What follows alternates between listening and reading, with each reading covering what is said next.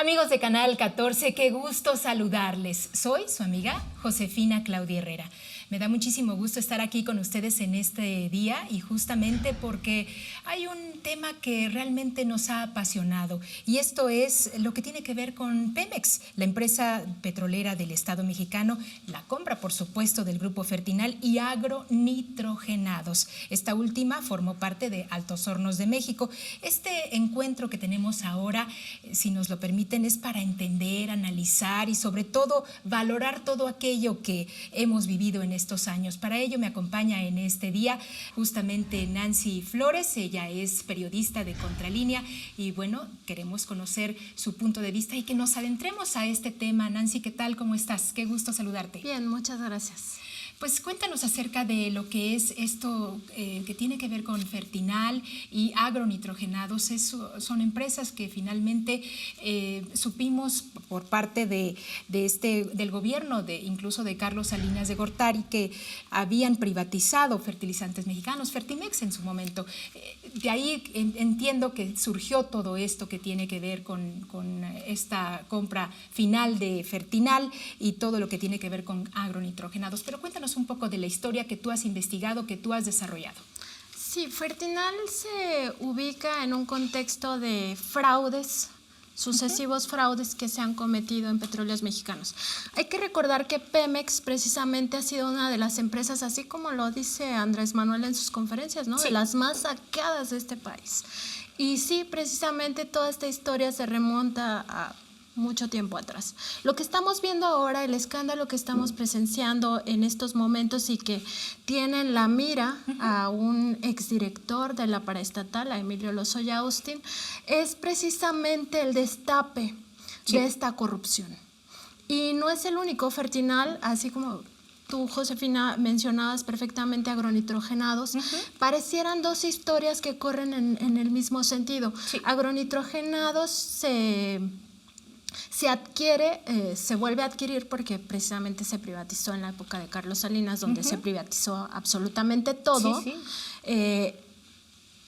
Se adquiere antes de Fertinal, pero en el mismo contexto de supuestamente rescatar al campo mexicano. Supuestamente todo esto ocurre en el sexenio de Enrique Peña Nieto y no se explica cómo se pagan tantos millones de dólares por empresas que estaban quebradas, que eran chatarra. En el caso de Fertinal, Pemex tenía muy claro antes de la compra en 2014 que la empresa estaba en quiebra. De hecho, hay estimaciones que dicen que esa compañía de 9 empresas, es un grupo lo que se adquiere en 2014, incluida una mina que no estaba operando, costaba alrededor de 15.2 millones de dólares. Pero ¿sabes cuánto acabó pagando Petróleos Mexicanos por ella? 950 millones de dólares. En un principio, el costo ahorita debe superar los 1,000 millones de dólares. Wow. ¿Por qué se pagó esto? 635 millones de dólares se fueron para adquirir las acciones y el resto fue para echar a andar la compañía. Es decir, se sabía que Fertinal no estaba operando y que se necesitaba una gran inversión para operarla. ¿Y era necesario? Cuéntanos un poquito de lo que es pues esta parte de la cobertura en materia energética. ¿Era necesario realmente que nuestro país adquiriera esto de los fertilizantes? ¿Era necesario para todo el país? Si hablamos de que vamos a rescatar al campo mexicano, sí, por supuesto, México tiene que ser independiente en ese tema. Actualmente somos dependientes de los fertilizantes, se adquieren en el extranjero y digamos que en ese sentido sí teníamos que ser independientes, pero no necesariamente comprando plantas chatarra. Claro. Ese es el tema. O sea, si tenías más de 900 millones de dólares en la bolsa para fertilizantes, y fue mucho más porque Agronitrogenados también ya había tenido un costo. Estamos hablando que Pemex pudo haber hecho una nueva planta, una planta con tecnología de punta, donde se invirtiera todo este capital, pero que fuera realmente una planta que operara. no que actualmente se ha dicho, han denunciado, que se sigue pagando a trabajadores que no están O sea, no trabajando. está funcionando la planta. O sea, No, se compró. ahorita, hoy, no está funcionando la planta. Ya, Ninguna, ni agronitrogenados ni fertilidad. eso. Y bueno, ¿en dónde radicó quizás digamos, el negocio? ¿Por qué lo vieron como un negocio si estaban adquiriendo una empresa chatarra, una empresa que no funcionaba? Ese es el meollo de la corrupción y es lo que falta que nos expliquen. Porque fíjate que a lo largo de los años en que yo he investigado todas estas empresas privadas de petróleos mexicanos y todos estos negocios, porque no solamente es Fertinal, no solamente es agronitrogenados, estamos hablando incluso de los carrotanques, que se hizo una denuncia pública por parte del gobierno federal de que supuestamente se adquirieron carrotanques que nunca llegaron, se pagó por ellos, y estos tanques de ferrocarril en realidad no existieron.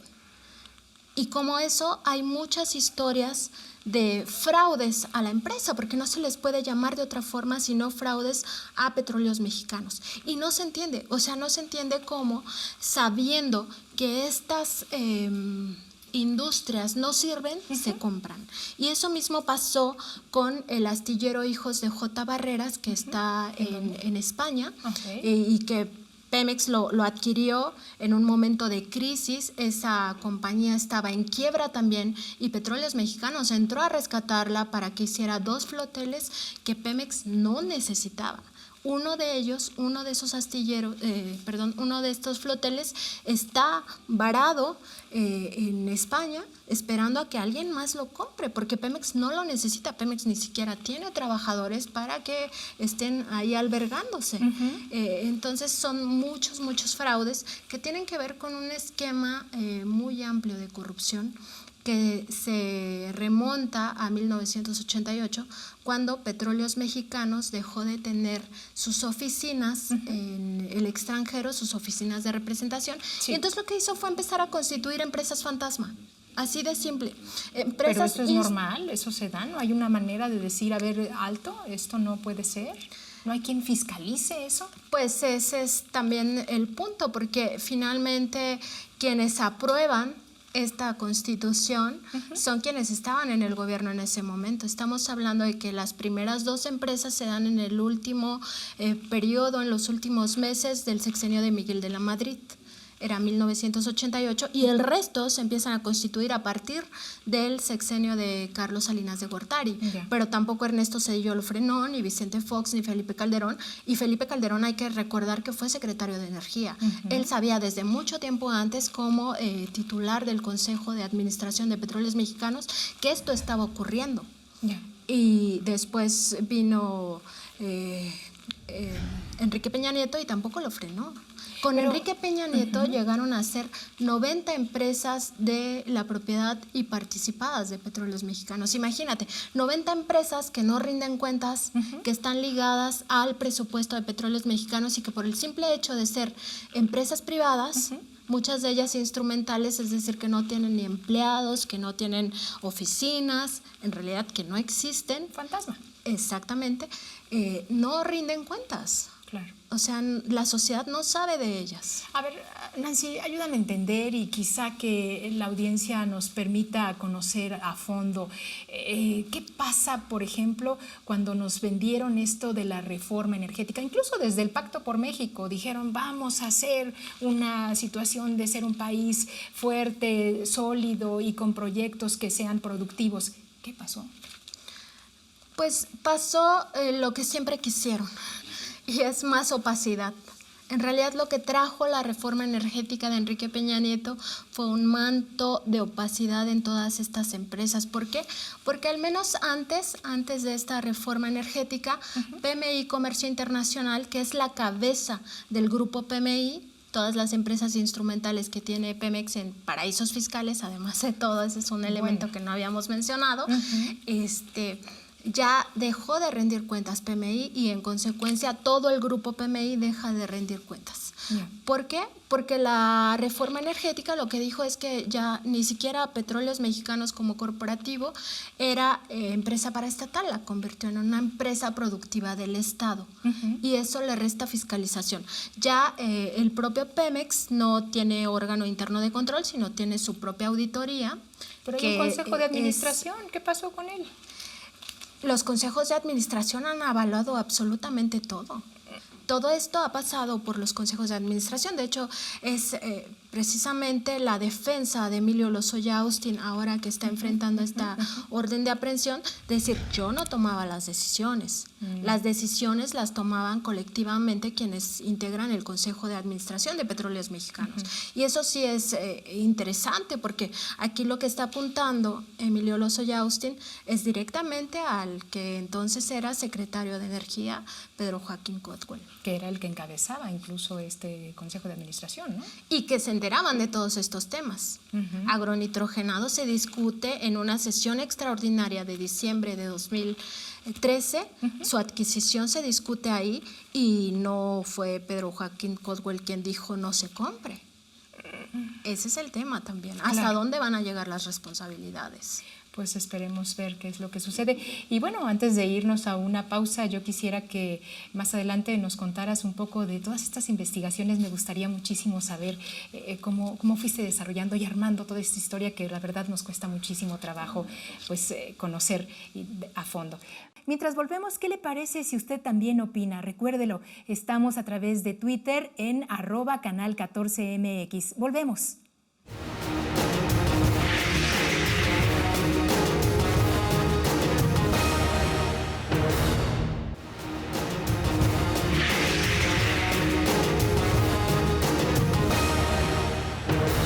Seguimos aquí en Canal 14, qué gusto que nos acompañen de verdad, queremos saber su opinión es muy importante para nosotros. Está aquí conmigo en este día Nancy Flores de la revista Contralínea. ¿Qué tal, Nancy? Gracias. Pues seguimos con más información y más para conocer sobre todo lo que tiene que ver con esta investigación. Nancy, cuéntanos un poco cómo te adentraste y cómo decidiste que esta era la noticia. Bueno, tiene muchos años que yo investigo todas estas empresas privadas de Petróleos Mexicanos y le seguí la pista a partir de una auditoría cuando prácticamente la prensa no tomaba en cuenta los informes que presenta la Auditoría Superior de la Federación. A mí me pareció muy, muy importante que la Auditoría Superior estuviera señalando que habían empresas privadas de Petróleos Mexicanos en el extranjero, en paraísos fiscales. No decía, por supuesto, que estaban en paraísos fiscales, pero traía los nombres. Y en los nombres de los países donde estaban radicadas, tú podías leer Islas Caimán, las Bahamas, Antillas holandesas. Yo quiero conocer. Y te llama mucho la atención como periodista esta situación. Claro. Entonces yo supe ahí que ese era un tema al cual se le tenía que seguir la pista. Y ahora con el paso de los años yo entiendo que esta es una maquinación que se hizo en su momento para no solamente eludir impuestos, porque eso se hace con este tipo de maquinaciones y es muy común que se haga en petroleras extranjeras. Pero aquí lo curioso es que no se trata de una petrolera transnacional cualquiera, es la principal empresa del Estado mexicano. Sí. Y la principal empresa del Estado mexicano incurriendo en estas actividades que son irregulares, ¿no? Eludir impuestos pues no es una actividad que esté dentro de los marcos de las leyes, ¿no? Y yo empecé a seguirle la pista desde entonces a todas estas compañías y lo que me di cuenta a lo largo de todos estos años es que fueron creciendo así como los hongos. Wow. O sea, crecieron ¿cuántas al empresas punto, tiene actualmente Pemex? Actualmente no sabemos con exactitud cuántas tiene porque se ha iniciado un periodo de extinción de estas empresas cuando llegaron al punto en 2014 de evaluar que ya tenían muchas y que muchas de ellas estaban duplicando funciones. Tenían entonces 61 empresas privadas de su propiedad, dos de ellas no eran del 100% de su propiedad, sino que solamente 59. Pero estamos hablando de que Pemex poseía 59 empresas privadas creadas con recursos públicos que estaban radicadas en México y en el extranjero, que no rinden cuentas, y a partir de entonces empiezan un proceso de limpieza, ¿no? Y que a pesar de la Auditoría Superior de la Federación, perdóname, no hay un límite, no hay una cosa que les diga no hagan esto porque está mal. La Auditoría Superior no tiene dientes, nunca ha tenido dientes y ese es el problema. Puede decir que investiguen, le pide al órgano interno de control en su momento, cuando era paraestatal, pues al órgano interno de control que vigilara eso y al Consejo de Administración, pero finalmente solo son recomendaciones y eso no alteró en nada nunca este sistema de saqueo. Porque es un mecanismo lo que estamos viendo con todas estas empresas. Nancy, te interrumpí y discúlpame. Yo quisiera que nos siguieras contando cómo fue esta parte de investigación y cómo la revista te permite hacer este tipo de cosas, porque supongo que también te pide, vamos haciendo cortes de caja, ¿no? Sí, lo que pasa es que en el periodismo de investigación lo que haces es un poco investigarlo y publicar lo que tienes en su momento y no perderle la pista a estos grandes temas. Y este es un gran tema. Es un tema que involucró a Ernesto Zedillo, por ejemplo, fue uno de los que autorizó unas de las primeras compañías que se crearon. ¿Ya siendo presidente? No, lo autorizó como secretario de lo que ahora conocemos como Secretaría de Hacienda. En su momento tenía otro nombre esa secretaría y él autorizó durante el gobierno de Carlos Salinas de Gortari la creación de PMI Comercio Internacional como una sociedad anónima de capital variable y ya se sabía que era dentro de un modelo de negocio a todas luces fuera del marco de la ley mexicana. Y se sabía porque un año antes o meses antes se habían creado las dos primeras tenedoras de acciones, que eran PMI Holdings BV y PMI Holdings NV. Se crearon en Países Bajos y estas ya tenían este perfil de empresas instrumentales, no tenían oficinas, no tenían empleados, se crearon en el extranjero. ¿Y qué significa que se creen en el extranjero? No solamente es que estén en paraísos fiscales, significa que no están regidas bajo la ley mexicana. Y ese es el punto. ¿Y no pueden castigar? No, porque las leyes mexicanas no operan extraterritorialmente. Y además, al ser sociedades anónimas, es decir, empresas privadas, los que las operan no son considerados funcionarios, no son servidores públicos, son ejecutivos de una empresa privada, no tienen responsabilidades y todo lo operan en el extranjero. Ese es el tema también. Claro. Oye, Nancy, y cuéntanos un poquito cómo fue que se dio o las diferencias más bien en todo caso, de Fertinal, agronitrogenados y la parte de Odebrecht, que también, pues entiendo, tuvo alguna vinculación por ahí. Pues son diferentes momentos, digamos que Fertinal y agronitrogenados se juntan en el sentido de que es el mismo pretexto que utiliza Petróleos Mexicanos para su adquisición, que es precisamente esta reactivación del campo mexicano del que hablaba yo en un principio. Sí. Y significa que ambas empresas se compran supuestamente para producir fertilizantes y de alguna manera evitar que México siguiera siendo dependiente en esta temática, ¿no? Ambas empresas estaban convertidas en chatarra y al final le causan un daño al erario que aún no sabemos el tamaño del mismo. Yo mencionaba que en el caso de Fertinal, pues el costo de 15.2 millones de dólares se había elevado a 950 millones de dólares. Pero el fraude es mucho mayor, porque durante los años que le siguieron a la compra se inyectó muchísimo dinero. Incluso para este año se está advirtiendo últimamente que ya hay una propuesta para inyectarle más dinero. Hoy, pero es tirado a la basura, se va a ir a nada. Sí, es que también es como un poco el dilema que se ha planteado en el gobierno federal. ¿Qué hacemos con estas plantas? El presidente ha dicho en varias ocasiones en su conferencia de prensa de las mañanas que va a consultar al pueblo mexicano qué quieren hacer con estas empresas, porque el tema es que si se venden van a pagar muy poco dinero porque son plantas que no están operando, son plantas chatarra. ¿Y quién va a querer en la iniciativa privada adquirir una empresa chatarra? Claro. O la adquieres como un fierro viejo, como lo que oímos nosotros en las calles, ¿no? Y entonces claro, van a pagar una bicoca por ellas cuando costaron una millonada. Y le siguen inyectando, como me dices. Exactamente. O las reactivamos. Y si las reactivamos significa que vamos a invertir más en ellas, ¿Y más dinero. ¿Crees que vale la pena? ¿Tú que has seguido el caso? Deberían de transparentar hasta qué punto están chatarrizadas. Okay.